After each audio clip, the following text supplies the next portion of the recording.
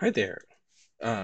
This is Tech, and I'm making this screen recording because I won't be able to join you guys tomorrow as I originally planned because I got a family emergency and I need to drive my kid to Kaiser. And as a result, um, I'm doing this offline, and you guys can watch it while you are in the classroom with Larry. So anyway, I'm gonna start the presentation by presenting OBS Studio, or Open Broadcaster software, excuse me. As you can see, it has got a version for Windows, Mac OS X, and also Linux. And by the way, I'm using Linux right now. The software itself looks like this. It looks kind of weird because it is recording a preview of itself. So that's why we get the infinite mirror effect here. It's pretty cool. Right now, I'm streaming directly to YouTube, so I'm not recording onto a particular file on my computer. If you want to do that, that's fine too. You can use a start recording instead of start streaming. I do streaming because I don't have to save it on a local device. The recording is directly uploaded to YouTube right away. Students basically say there's about a 20-second delay or lag time between the actual moment that I record and the playback. So that's not too bad. I have had students who were stuck in traffic and they were able to watch the beginning part of the lecture while basically sitting in traffic. I hope they weren't driving at the time, but at least it's technologically speaking, it is a possibility. All right, so OBS is the software to use in order to do screen recording or streaming. If you're streaming to YouTube, what you need to do is go to YouTube, and if you have a studio already, you can go ahead and go to your profile and go to the studio. And once you are in the Creator Studio, you go to live streaming. And this is kind of funny because this is actually a live stream as we talk about. Um, and you can see it's about 20 seconds behind the actual real time. Kind of cool. When you have a studio, what you end up with is you can pre-fill in basic info. So I'm just putting in the template for all my classes, 2018, and then the month and the date, and CIS, typically CISP, but very occasionally I also teach some other disciplines. I usually just make my videos public. In other words, but you got to be careful about this one though, because if it is public, that means the moment it goes live in streaming, people who subscribe to your channel and people who are browsing your channel can watch it right away. So if you think that you may not want to do that, then you want to control your privacy and make it unlisted or private. You can always change that later. So that gives you a little bit more time to kind of control whether you want to release that particular video or not. This is the encoder setup, which is what you need in order to set up OBS. So OBS in its streaming configuration will ask you about the URL. Maybe it will just kind of say YouTube, and so it will automatically fill in this part. But the key is unique to each YouTube account. So that part you have to copy from here to OBS in order to set up the streaming. So that being said, it's pretty easy to set up, for any type of streaming or online recording. I have to say that YouTube does a pretty good job doing the transcription. So for any of you who are interested, you can just go to look for my channel, which is some props, and you can go to some of the pre-recorded lectures and just turn on the closed captioning. It does work for the most part. I mean, very occasionally it will do some you can see it's just streaming, not screaming. But for the most part, it does work out pretty good. I feel that, it's much better than say 5 or 10 years ago, which was not accurate at all. But these days, I think the included automated closed captioning is actually um, very good. Okay, so at this point, we have talked about Open Broadcaster software, which is the software that you need to install on a PC, a Mac, or Linux machine in order to either record on a file that is local or stream directly to YouTube or possibly some other places where you can get the recording on into the cloud right away. YouTube is free, it's easy to use, and it doesn't have any limitation. I think right now I got 2,000 something clips, and each one is 80 minutes, and nobody complained anything about it. So that's kind of cool. The other thing that's kind of nice about the built-in closed captioning of YouTube is you can change the language. So the default language is English, but you can also change that. Let me see if I remember how to do it. It's right here. So right now it is in English, but you can also make it auto-translate to some other languages. Since I suspect none of you know Chinese, so I'm going to switch it to Chinese and traditional. And let's see. All right. It's actually pretty good. I mean, I cannot even read that fast in Chinese, but it's actually pretty cool. So this is the other advantage of using the automated transcription. I suspect you can do the translation in other languages too, but this is really cool. I mean, if you're not hosting your video on YouTube, you may be missing this kind of capability. Cool. All right. So next thing, how do we get the sound? Because so far we can capture the image. We have a way to either store it locally or upload it to YouTube. So what about the sound? There are several options. The first option is this particular Go Mic portable USB condenser microphone. It's just a little USB mic. The sound quality is superb, especially considering the price of $40. Um, and you can clip it onto a monitor or a laptop computer. This thing is actually a clip, or you can put it onto a small tripod. I cannot remember the actual thread of this hole, but it's not a typical tripod mount, so you might need a little adapter to get that to work. But the sound quality is great. You can get a longer USB cable if you want to, so that you can put a mic that is actually convenient. The downside of a mic like this is it is stationary. I tend to walk around in the classroom when I'm lecturing.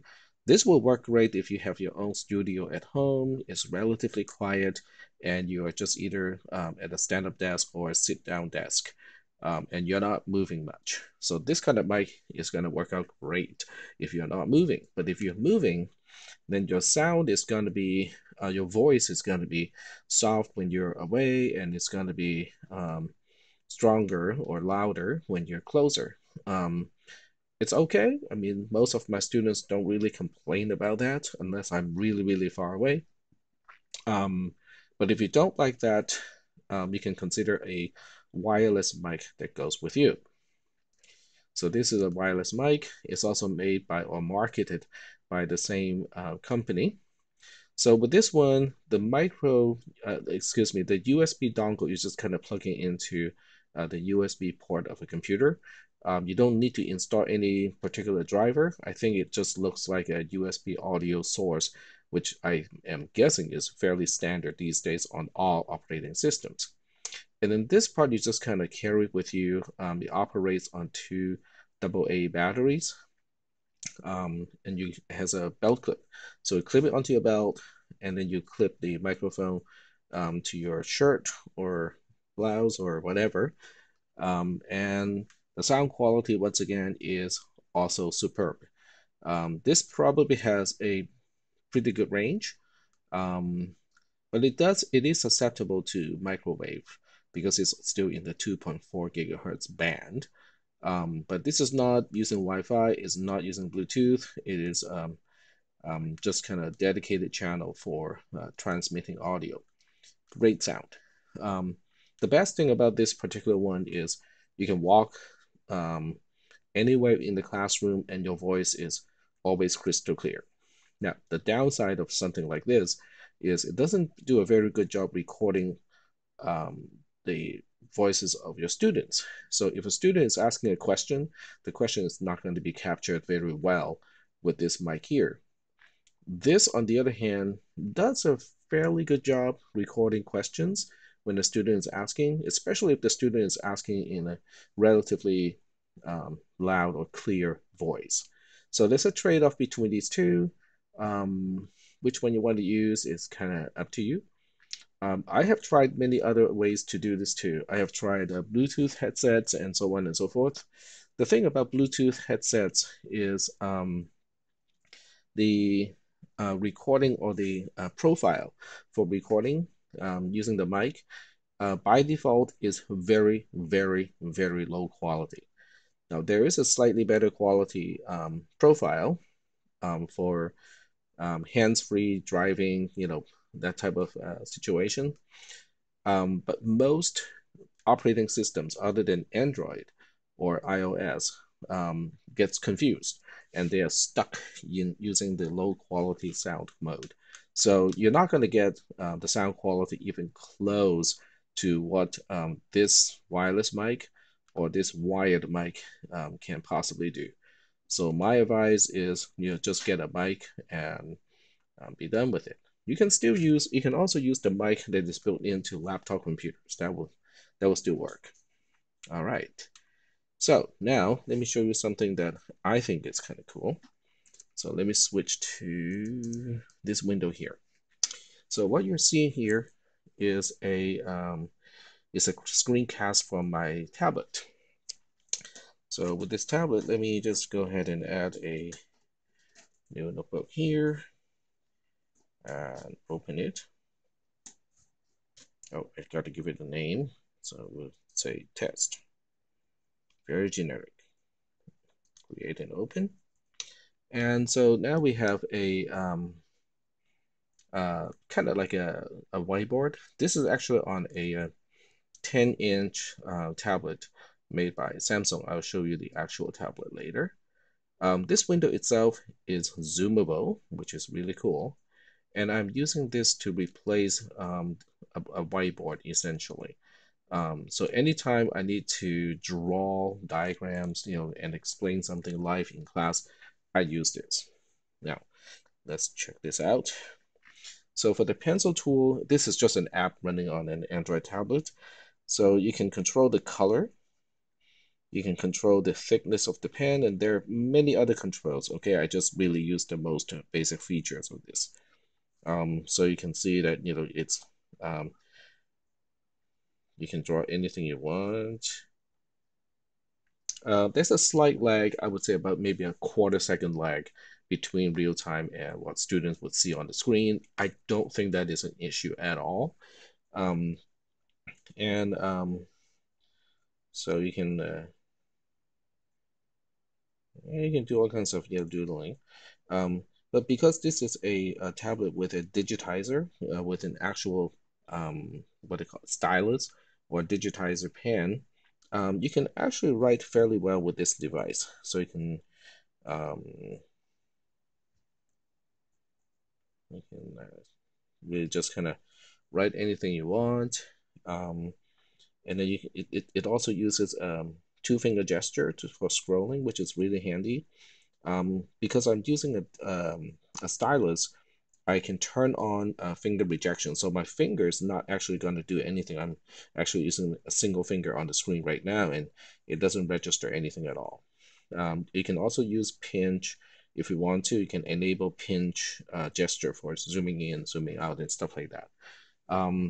This is also advantageous in a different way because you can, let me go back. So you can export these notebooks as PDFs, and publish or send it to your students if that is what you want to do. Now let me show you something else that I do here. With some of my classes, I capture my final exams as PDFs. So once I do that, I can show the students past exams, and I can show them the question. So I can show them, this is the part that is kind of, it's cool in a way, but it's also kind of cumbersome in another way, because I have to move the actual PC mouse pointer as a pointing device. But when I am going to change anything, then I use the tablet. You can see how this is actually all done by the same tablet. I just kind of write down my own answer and draw all the arrows to indicate which part goes where, blah blah blah, and so on and so forth. And it can this entire thing, after being marked up, can be exported as a PDF as well. So if students are interested, or if I want to help students study, I can just publish an exam that have been done before as a PDF, and the students can just download it, and now they have a copy of not just the question but also the answer to a previous exam. So I find this tool really really helpful. So onto the device. So onto the tablet itself. So the tablet that I'm using right now, in the previous demonstration, is a Samsung Galaxy Tab S3. And I lied, it's not a 10-inch tablet, it's a 9.7-inch tablet. So I'm off. I was off by 0.3 inches. Okay, so it's not inexpensive. 500 bucks is not inexpensive in my book. But I find this to be really helpful. I thought about several things. I thought about using a non-display tablet, kind of like a Wacom or Wacom type of tablet. So let me show you what it looks like. Most of you know this already, but I'm gonna show you the picture anyway. So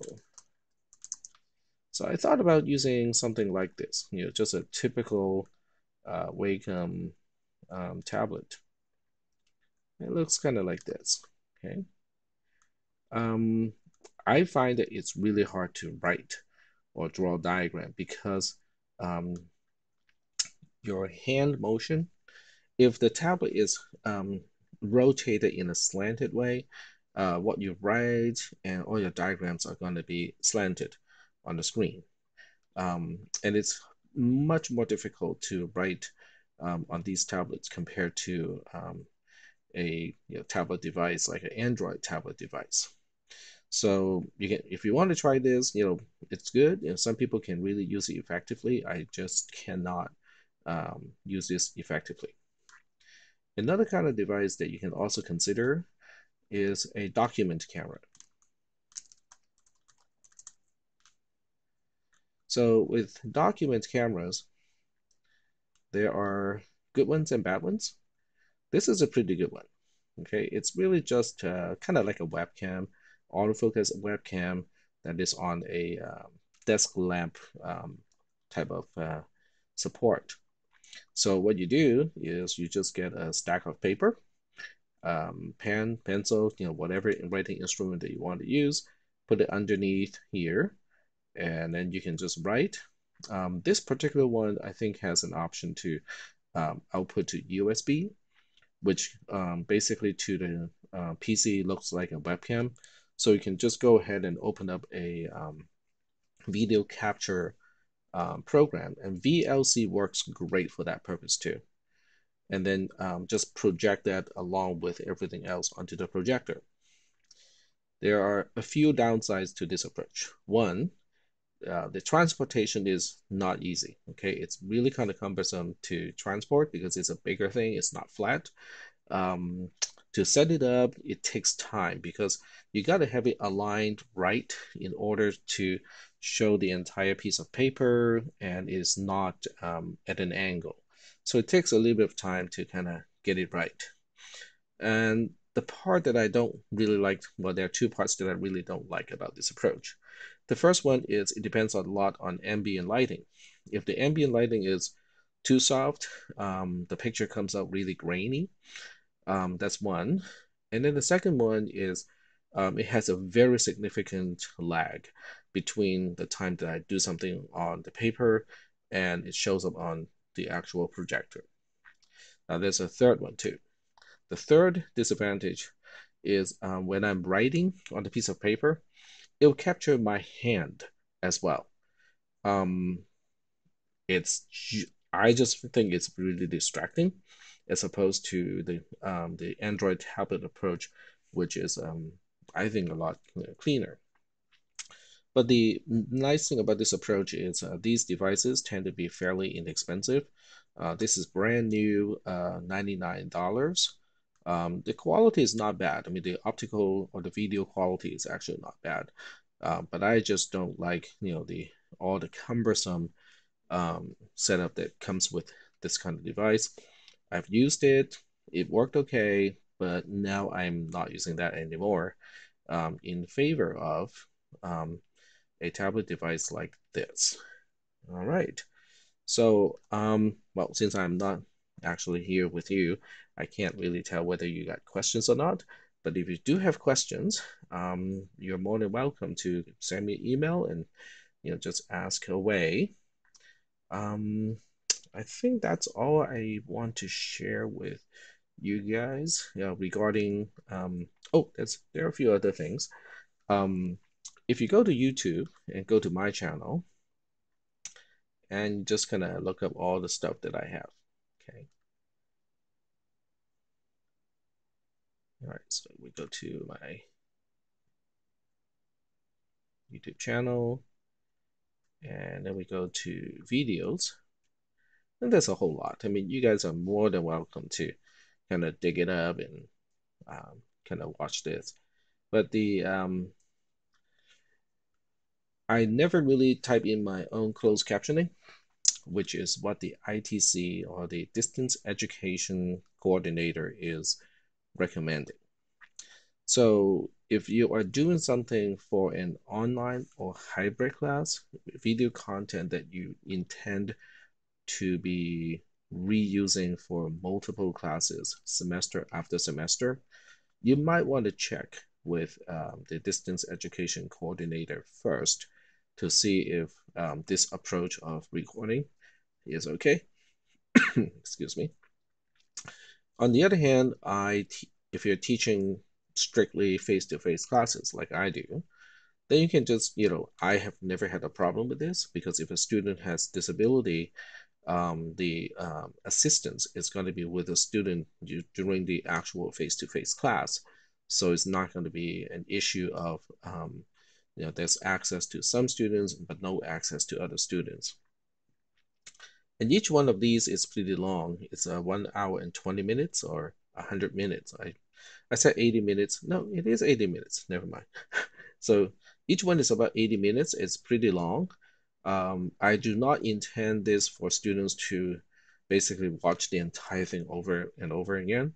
I tell my students, during class, they should take notes. But everything that I'm streaming, they don't have to write it down on their own notebooks. And instead, they should take the timestamp. So if I'm starting on a new topic, okay, the students, should write down the topic and the timestamp, because if they know when the class starts and they write down the actual timestamp of the introduction of a particular topic, they just do a subtraction, and now they can fast forward in the video to approximately that time and go like, okay, this is when tech, starts to talk about blah, blah, blah, blah. And of course, it never really lands directly on the right second, but they can just kind of search back and forth, and it'll be pretty easy to find the actual content. Um, so that's the only issue that we have to be aware of is whether it is distance education approved for online and hybrid classes.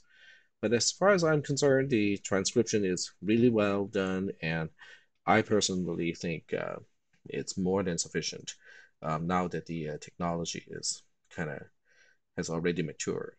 Um, So you guys can more than welcome to try to check out all of this stuff. And I use my tablet in many of my lectures. So if you, I'm not sure whether I used it in this one, but there are certain ones that I definitely used the tablet. So it's just a matter of finding those videos that where I use the tablet if that's what you're interested in. You can also check out the audio quality too, because the audio quality of the both of the mics that I use are really kind of top notch. All right, so um, I think this time I'm actually done. So I'm gonna send a link of this video to Larry right now so that he can pull that link tomorrow and so that you guys can watch this. Well, thanks for your time watching this. If you're interested in screen recording and you have questions about um, what needs to be installed and how to use the software or what kind of hardware, comparisons, I can share with you what I know.